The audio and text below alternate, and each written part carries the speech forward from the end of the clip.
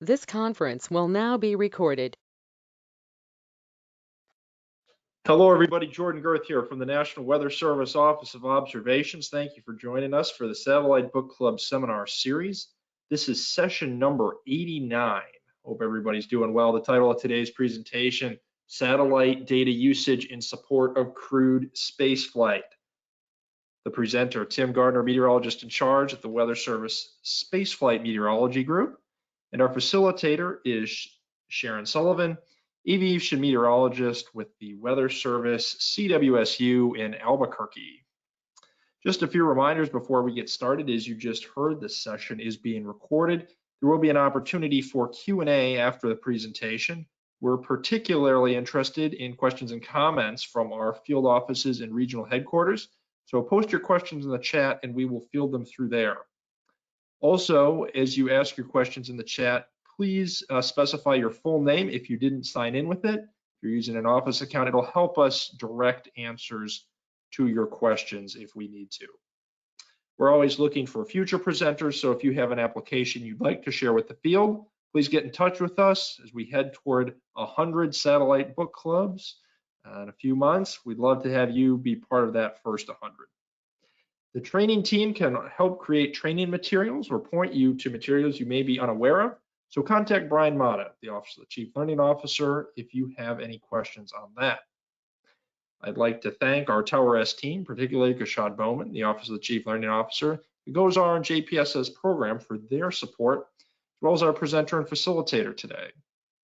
Without further ado, I'd like to introduce Tim, who graduated from the University of Oklahoma, the bachelor's in meteorology, and received a master's in engineering space operations from the University of Colorado Springs in 2003. Prior to working for the NWS, Tim was a forecaster in the private industry. He was hired as a meteorologist intern at Amarillo and transferred to the Spaceflight Meteorology Group as a Techniques Development Meteorologist, promoted to a lead forecaster in 1993. Tim supported 92 Space Shuttle missions, the Ares 1X, the Artemis program Exploration Flight Test 1, NASA SpaceX Crewed missions, the Boeing CST-100 Starliner OFT-2 mission, numerous other test projects, and will provide splashdown forecasts for the Artemis 1 mission to the moon later this year. Tim has been the MIC at SMG since 2014. Tim, glad to have you today.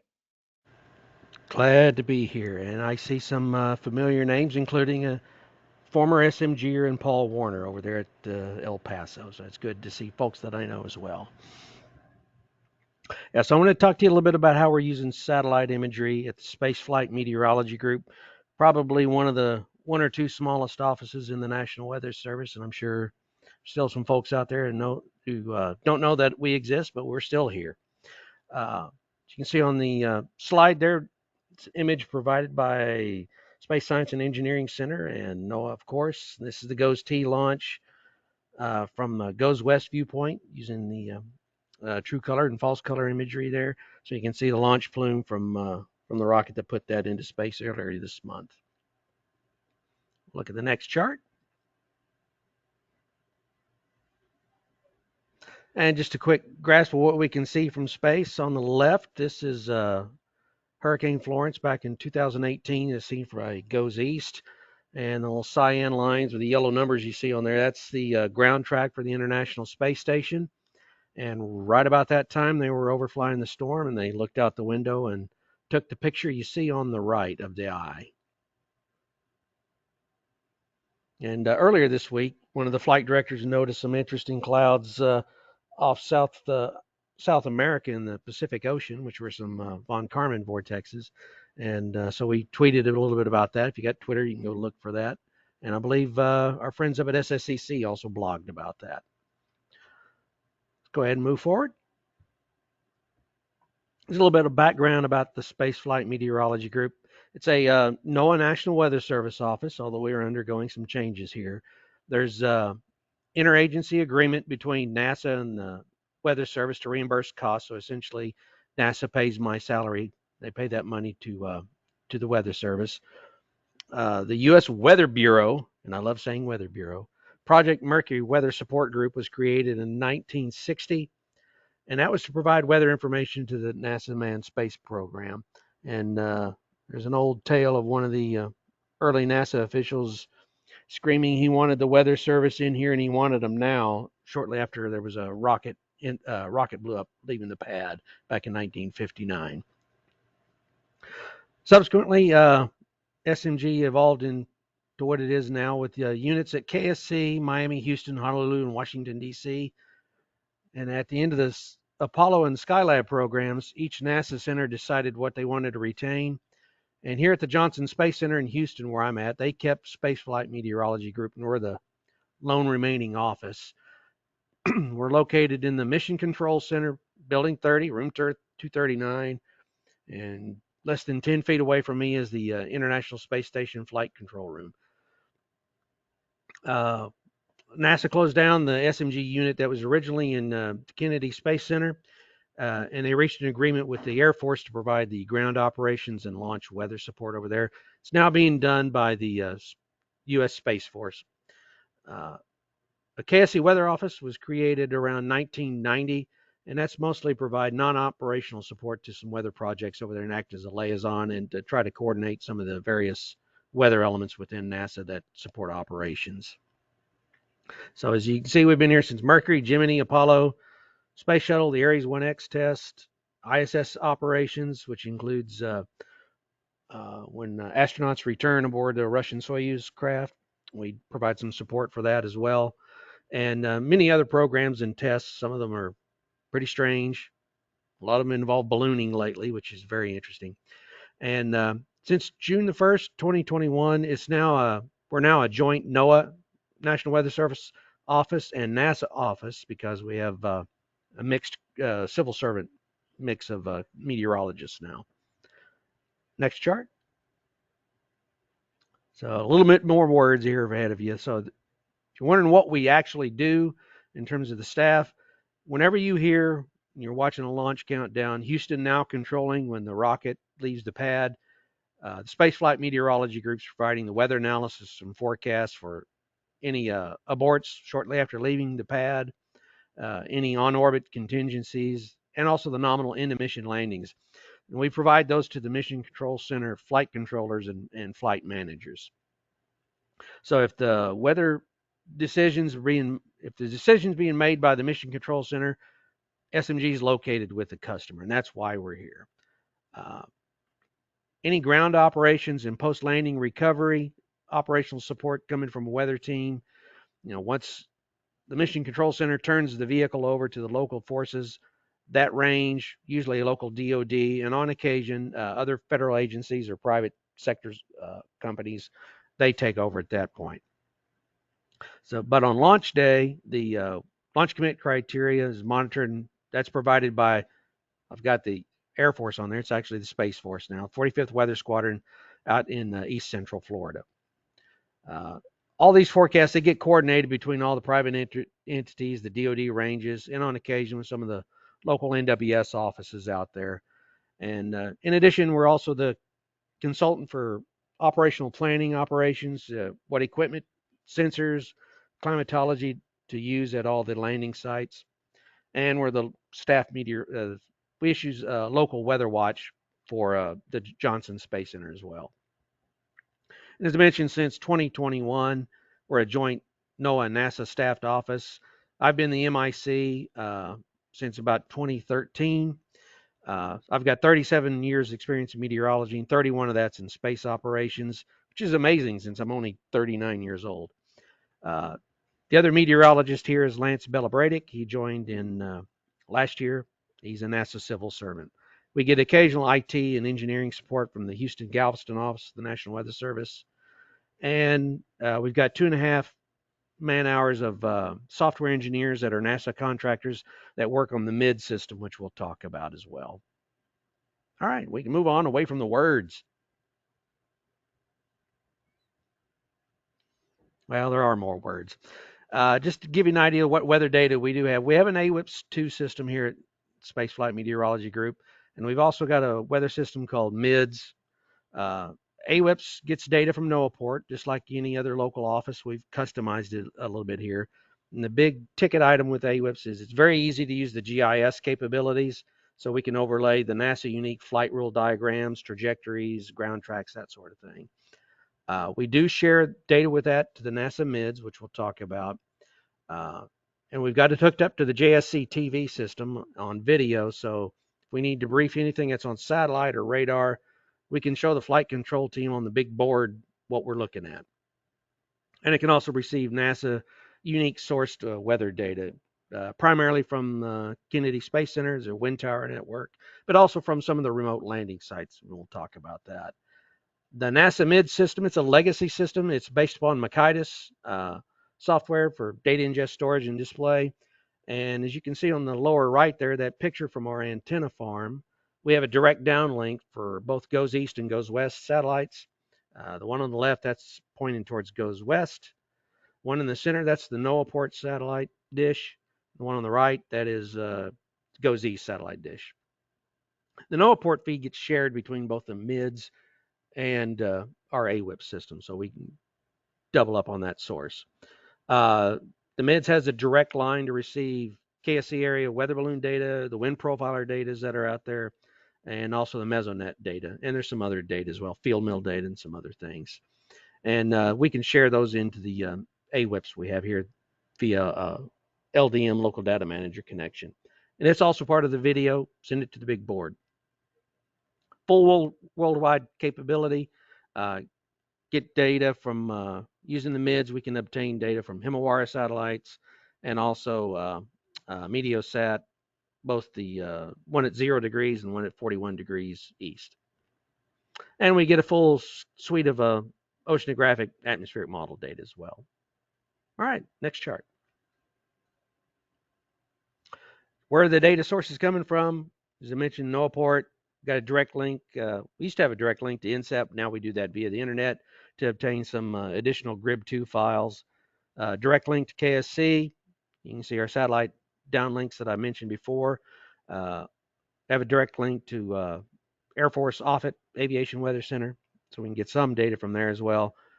Internet link to NESDIS to get the Meteosat, Himawari, and the polar satellite data. We use the Makaitis ADDE transfers for that.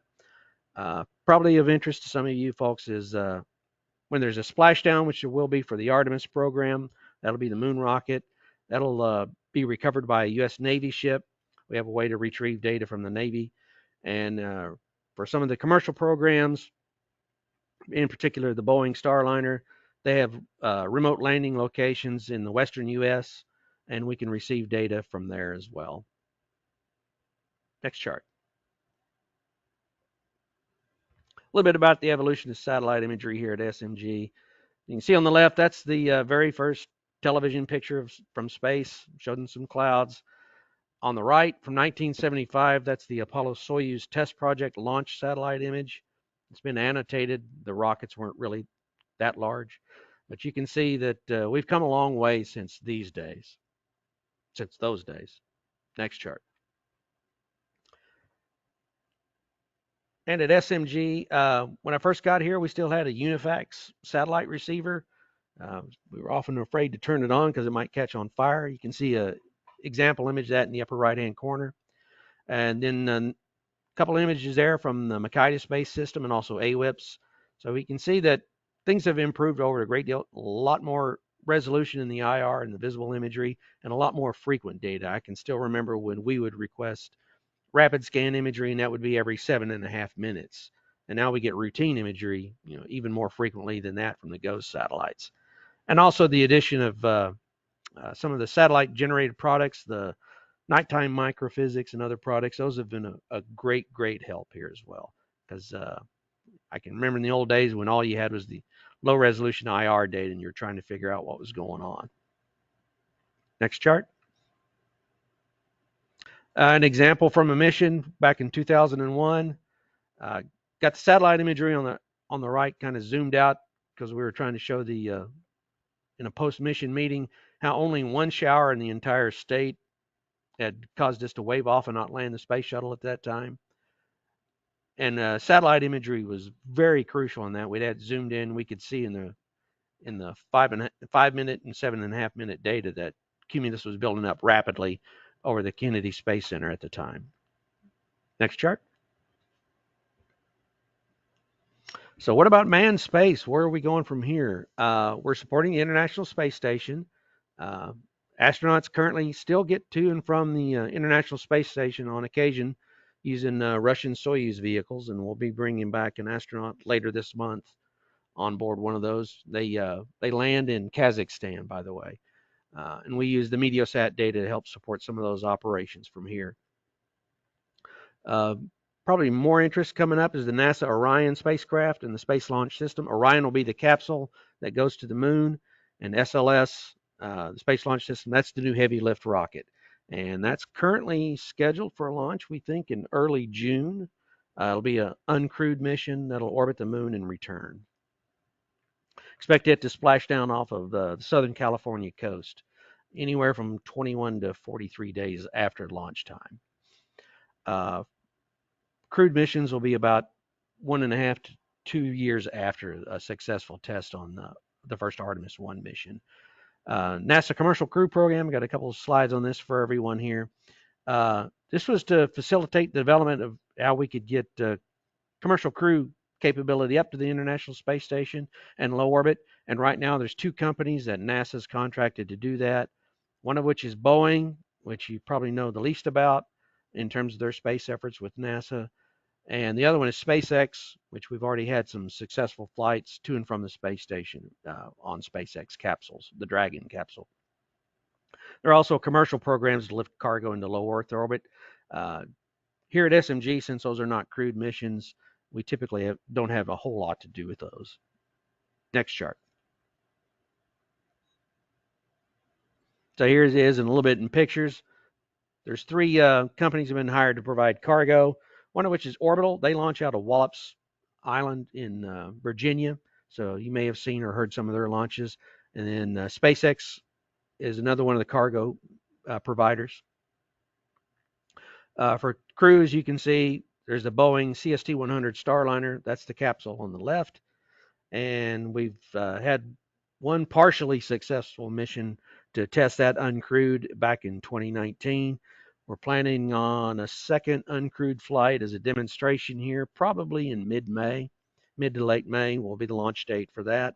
And SpaceX already had 4 successful crewed flight missions, and we plan to launch a new crew up on a Dragon capsule next month and also return a crew next month.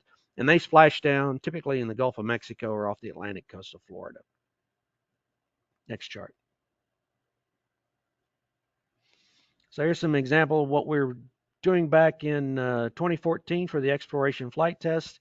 That was a test of the Orion capsule launched from the Kennedy Space Center, and about 2 orbits later, roughly 5 hours later, splashdown in the Pacific Ocean. You can see there in the lower left off the coast of Baja, Mexico. And you can see on here the entry trajectory leading into what's a 30-mile circle around the landing site. And also some smaller trajectories on there were for some aircraft we had flying out there doing some imaging, kept them away from the ground track.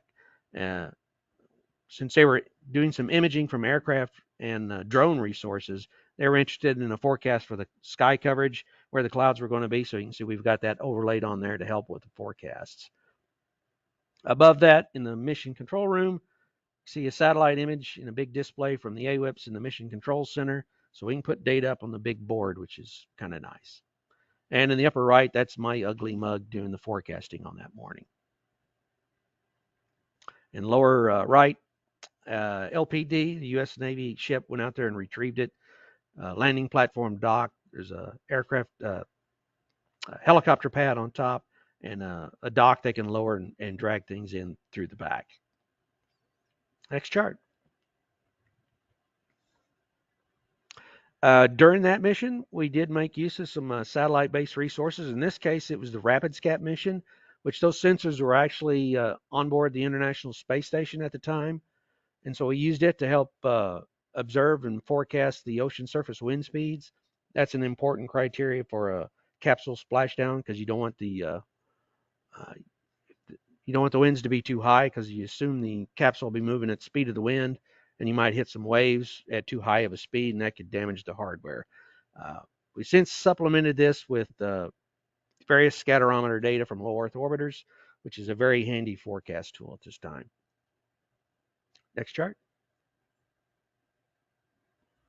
Some other products that we use in this case, since we're looking globally for any on-orbit emergencies, should you have to come down in a hurry in an unplanned landing, we can possibly pick a slightly better spot weather-wise if there's a problem on orbit. Also, just after launch as well. So in this case, you want to avoid thunderstorms. You've got the global lightning mapper, which is a great tool to use. And once again, we can overlay the ground tracks on satellite imagery. And we can use this as a decision tool that we showed to the flight team. Next chart. One of the, we worry a bit about triggered lightning hazards. And one of the flight rules for this is that you want to avoid clouds that are non-transparent, because if a cloud is optically transparent, it's generally considered to be incapable of holding a sufficiently high electric charge or electric field to trigger lightning.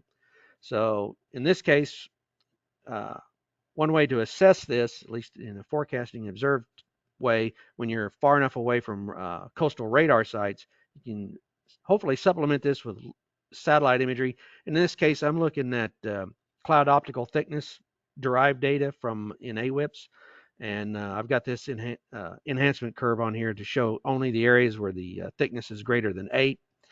And so those would be areas considered to be non-transparent clouds that would be enough to hold sufficiently high surface electric field, especially if it's near a thunderstorm.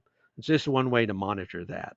So that's one of the unique uses we make for some of the satellite imagery. Next chart. The blended rain rate product, once again, we're looking out over the ocean and in locations that don't have radars. And so this is one tool we use extensively for this. Once again, you can see the ground tracks overlaid on the imagery. And for those of you that use this image, a great tip is you take the blended rain rate product and you overlay that with the rain rate obs age. And when you mouse over it, it'll tell you how old that data is underneath it, which is very handy to know. So you can match it up later on with more recent data, since this is all from polar orbiting satellite data. Next chart. And something you probably didn't think about, the MODIS-derived vegetation data that gets into, and soil moisture products that get into the land information system. The reason we've been looking at this satellite data is the Boeing Starliner, it lands in the western United States on some dry lake beds, which you say dry lake beds, but they're not always dry. And this is one way to assess the soil moisture. And especially, we're trying to correlate some of these satellite-based measurements to get an idea how that might measure up with some local soil moisture measurements, and particularly objectively and subjectively to see if the recovery vehicles can drive out on the lake bed. Because on occasion, it'll one of the landing locations is on the Dugway Proving Grounds. Occasionally, if the soil's moist enough up there, it'll just turn it into, it's been described to me as oatmeal. And so they wouldn't be able to actually retrieve the capsule with wheeled vehicles. So we're using this sort of data to try to give the flight team an idea of changes in soil moisture and dryness out on these dry lake beds where we land at. The other prime landing site is out at White Sands Missile Range, and there's a few others sprinkled over the west as well that are backup sites. Next chart. I believe that is it.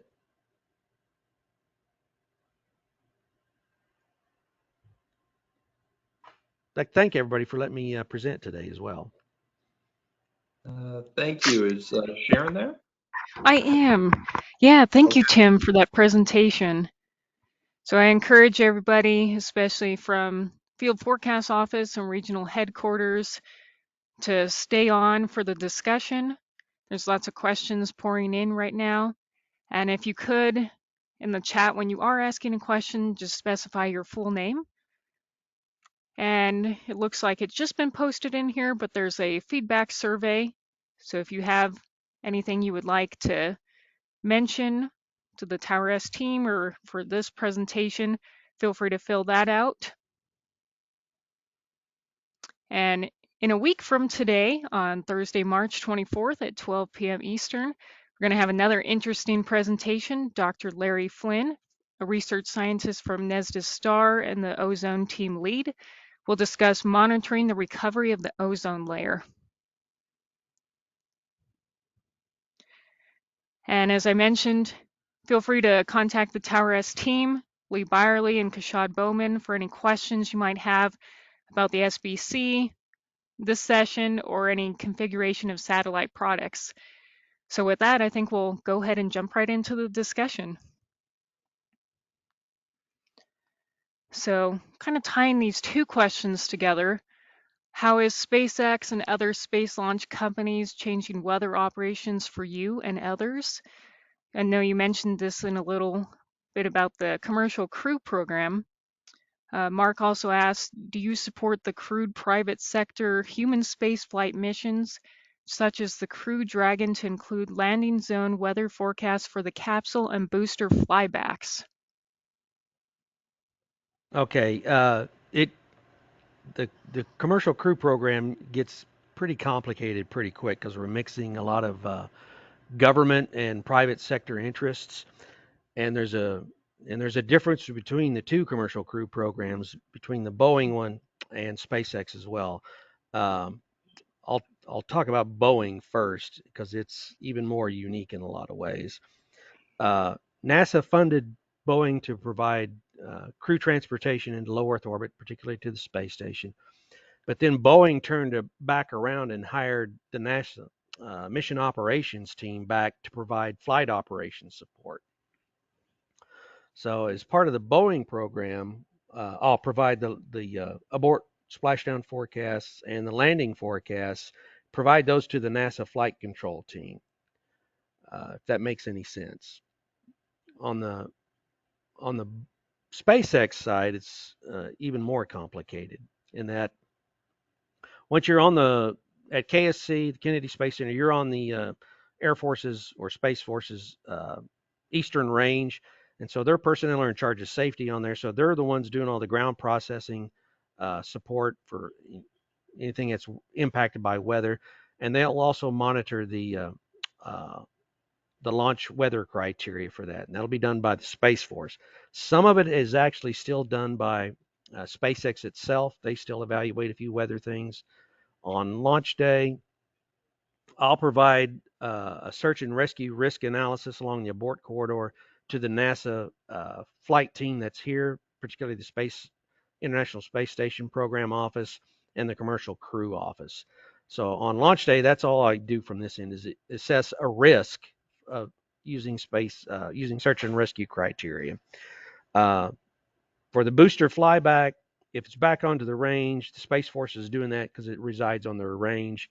I believe they're also doing it for the drone ship as well, in combination with some things that SpaceX provides. The unique thing about dealing with the commercial crew providers is, at least from a civil servant standpoint, you've got to really watch your toes on controlled unclassified information data. So everything I've got on here today, this is all public knowledge. But some of the information you'll get from the commercial crew programs will be proprietary in nature, and you can't make that public. So you've got to you have to take some training on how to make sure that you don't do that as well. The other side of this is there's still a few items on the NASA side and also on the commercial side that are covered by ITAR, the International Trade and Export Controlled stuff. So you've got to watch out for that as well. So you got to watch out for proprietary information and export controlled information, which is kind of unique for a meteorologist because we're used to making everything that we can public. Does that answer your question? It looks like it does. There's a follow-up question to that where Mark is asking, is there integration of terrestrial and space weather data and forecast in your office? So I'm assuming that includes maybe some non-satellite products as well. Yeah, in terms of space weather and the space environment, there's a group here at the Johnson Space Center, the Space Radiation Analysis Group, they're concerned with astronaut health in terms of things like solar wind and proton flux and X-ray flares, things like that. So they're monitoring that on their side.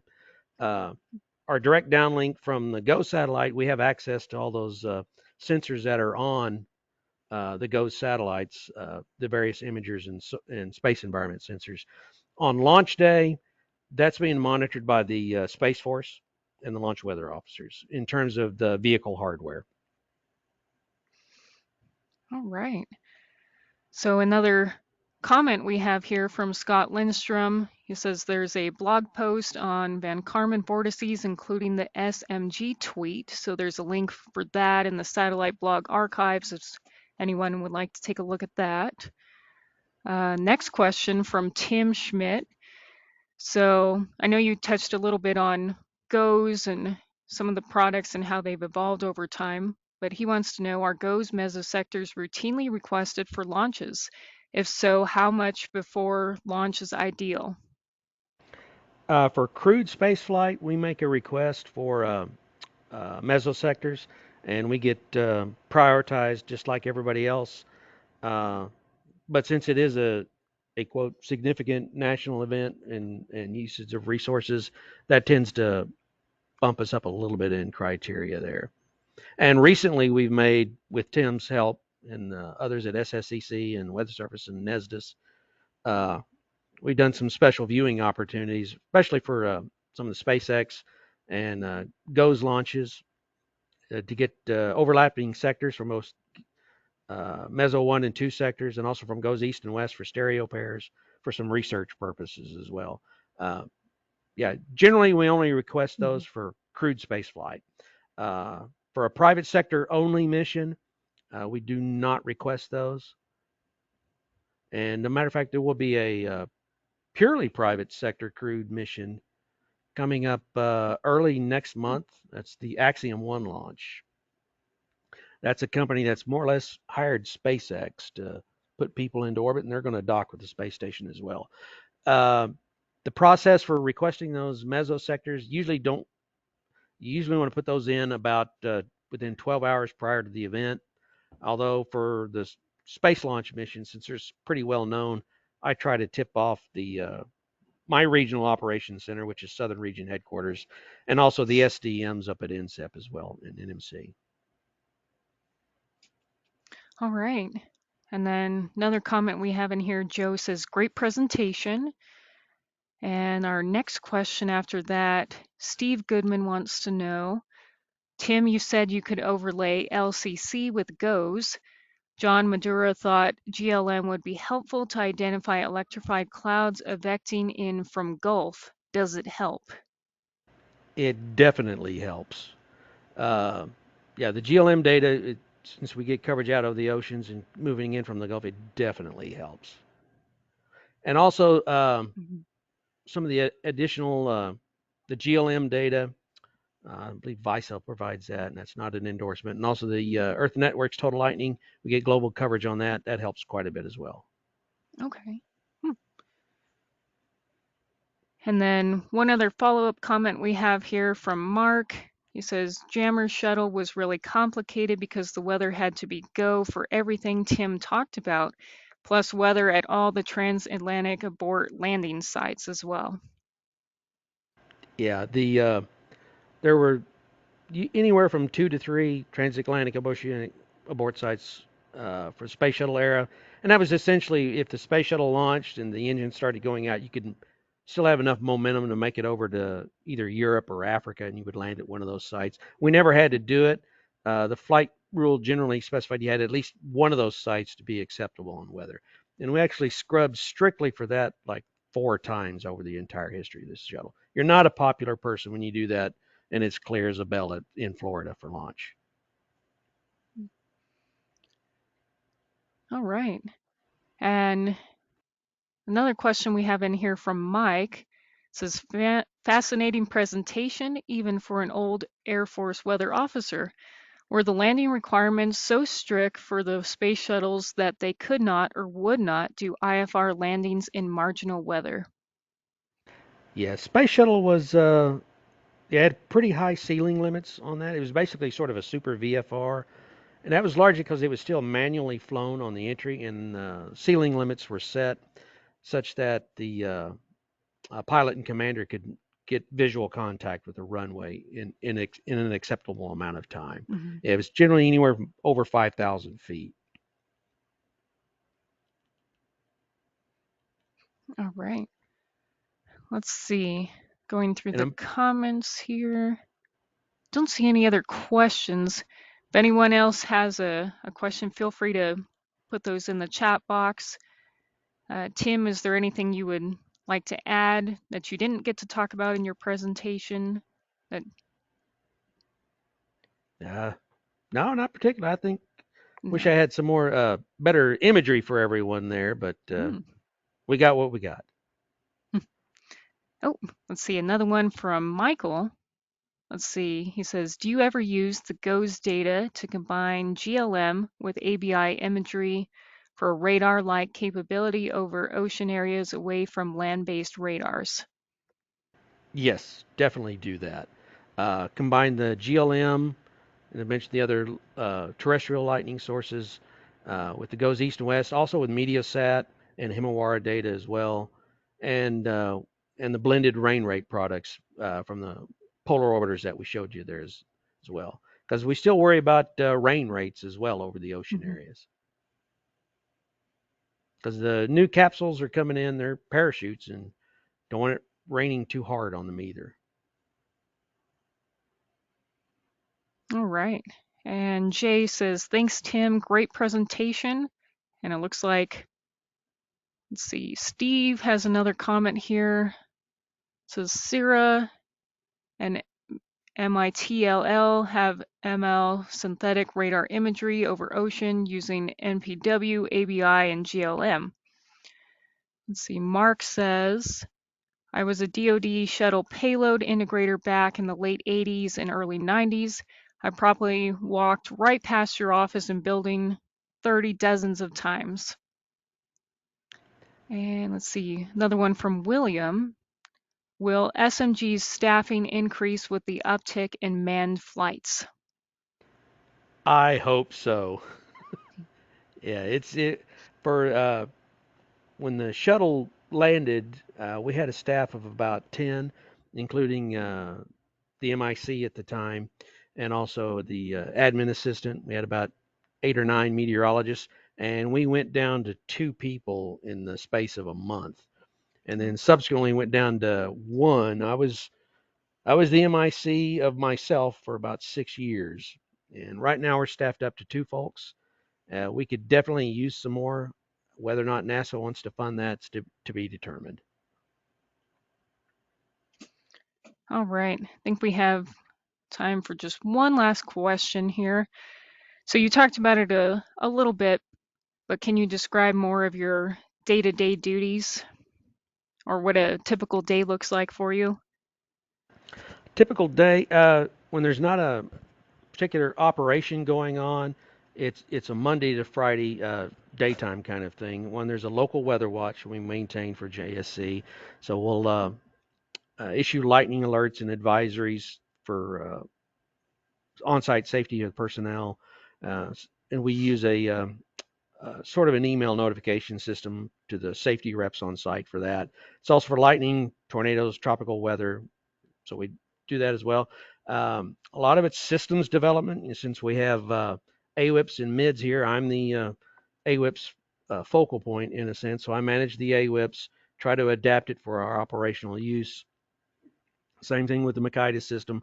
Work with the NASA contractors who manage that because we still use it. It's connected into the MCC LAN, so that's how we spread weather data around inside the Mission Control Center. So we do a lot of that. In addition, we do practice, train like you fly and practice like you train, or whatever the Mm-hmm. the saying is. We do a Mm-hmm. lot of that in that NASA runs mission simulations, and now that we've got 3 separate flight programs, we have a simulation just about at least once every week, either a launch countdown simulation or a landing simulation that we support, and we'll use real-time weather most of the time to train for that. And we'll issue briefings on that for the flight control team. And we'll use those so long as, if the weather turns bad in such a way that it's not meeting their training objectives, then we'll green card the weather at that point. But those are, we do at least one of those a week now, frequently more. And then there's other test support projects we'll do. Later this month, we'll also support a test of the parachute system for the capsules, and that's going to be held out at Yuma Proving Grounds. There's some weather-sensitive elements to that test. We issue an upper winds forecast for that. And previously, we'd done similar parachute tests where the capsule was dropped from a high-altitude balloon. You had to predict whether the balloon was going to drift over the target area. So it was very challenging, to say the least. And we just have one last comment in here. Steve posted a link for the Sierra Gremlin synthetic radar product. So if anyone wants to check that out. Otherwise, I think, check it out. Yeah, definitely. Otherwise, I think this is the end of the discussion here. So I'm going to go ahead and pass it back to Jordan for the final remarks. And if anyone else has any other questions, then we'll try to get to those, reach out to Tower S team or from the survey, and feel free to let us know if you think of anything. Yeah, and anyone can contact me via my NOAA email address as well. Well, thank you, Sharon, and thanks so much, Tim, for being with us today. Tim, just one last question for me. If there's a piece of data you don't have now that you wish you had, or a part of the world where you wish you had more data, where would it be?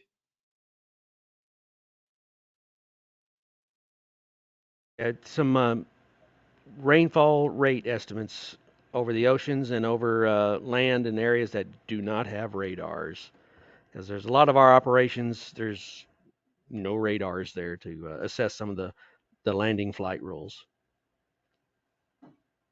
All right. Appreciate that insight. All right. Next week, we're continuing the Satellite Book Club on Thursdays. On March 24th, we will have Dr. Larry Flynn, research scientist with NESDA STAR and ozone team lead, is going to discuss monitoring the recovery of the ozone layer. So I know we're all very familiar with the ozone layer. You might want to hear a little more about what's going on with that. In the meantime, if you have any questions, feel free to contact the Tower S team, whether it's about the Satellite Book Club or the configuration of satellite products. You can chat, you can send an email to the addresses listed on the screen there, or chat to the Tower S room on NWS chat. Just like to point out that GOES T is now GOES 18, and we will soon start conducting testing of our new satellite, which is exciting. And with that, I'd just like to wish everybody a happy St. Patrick's Day. Stay well, and we'll see you again next week. Thanks again to our presenter, moderator, and all of you for being with us. Bye now.